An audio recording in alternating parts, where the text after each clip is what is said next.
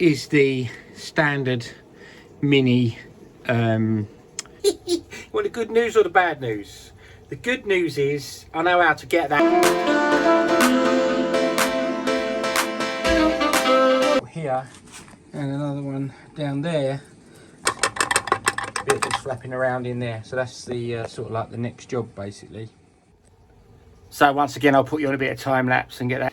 I just kind of hope this shaft comes out, which it is a proper bitch.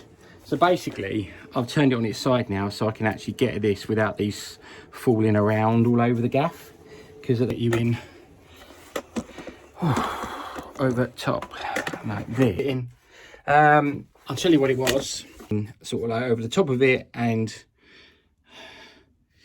cut.